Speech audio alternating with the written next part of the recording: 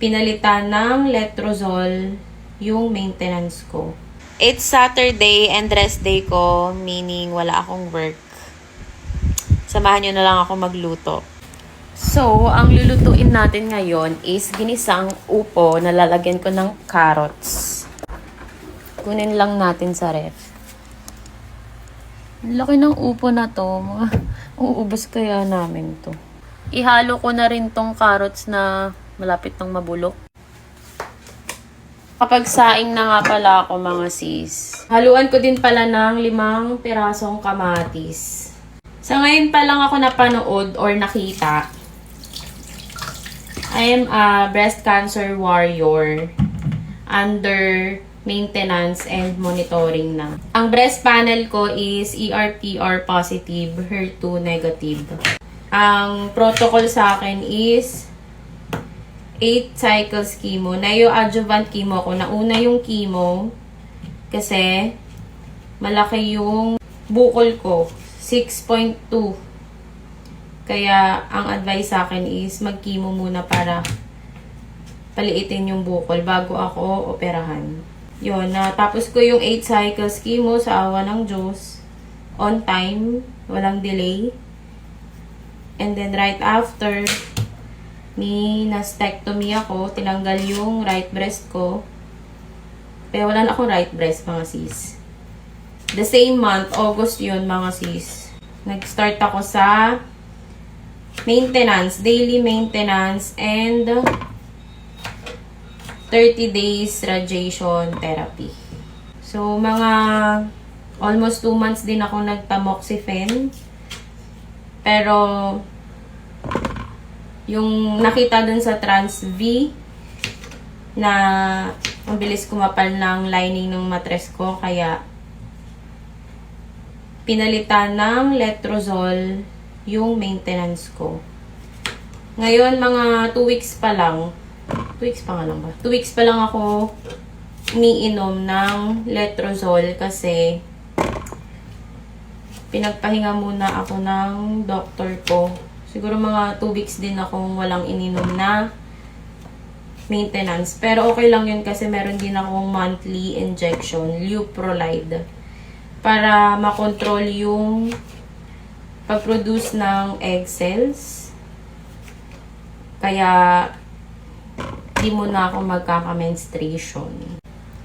Kung babalikan nyo yung mga vlogs ko before, mga sis, active din ako during chemotherapy. Marami akong nagawang videos during chemotherapy. Nag-share ako doon ng experience ko, ng mga tips. If you have time, explore nyo lang yung account ko. Natanggal ko yung buto ng kamatis. I tried to live normally. Pero syempre, hindi na gaya ng dati talaga before ma-diagnose. Kasi ngayon, mabilis na tayo mapagod.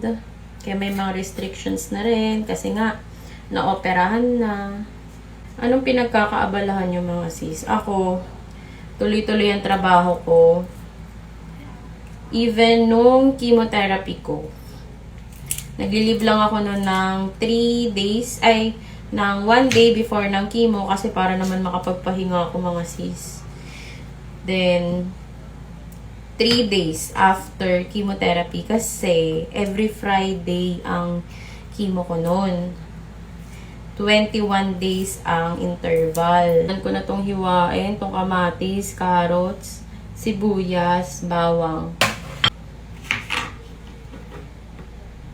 Ito na siya lahat, mga sis. Diba? Konti lang pala. Let's go. Magluto na tayo, mga sis.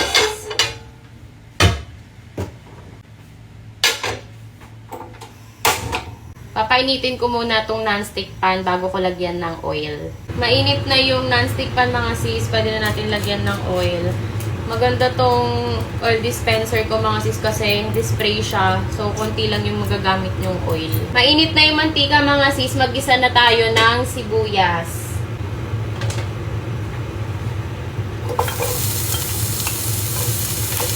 Inuuna ko talagang igisa yung sibuyas, mga sis, kasi ayoko ng sunog na bawang dahil mapait. Then, pag medyo brown na siya mga sis, pwede na isunod ang sibuyas. Then, isunod na natin tong kamatis.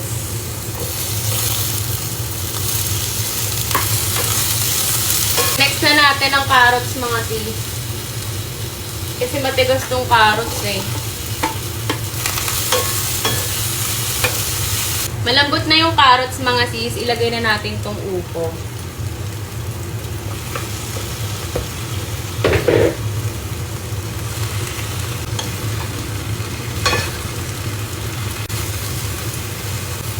Tapos ang panimpla ko mga sis is asin na lang. Minsan naglalagay din ako ng paminta pero hindi palagi. Pag ako yung nagluluto mga sis, asin na lang yung nilalagay ko talaga. Masarap na rin naman kahit na asin lang yung halo eh. I mean yung pampalasa. Mag-taste test na tayo mga sis kasi malambot na yung upo.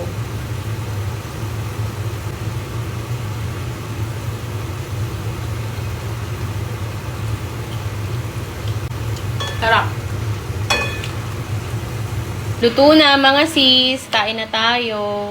Ganito talaga ako kumain mga sis. Mas lamang yung gulay or yung ulam kaysa sa kanin. Isang kutsarang kanin lang yan. Tapos ang dami ng gulay. Tapos may mangga pa tayo dito mga sis. Naku, happy tummy talaga.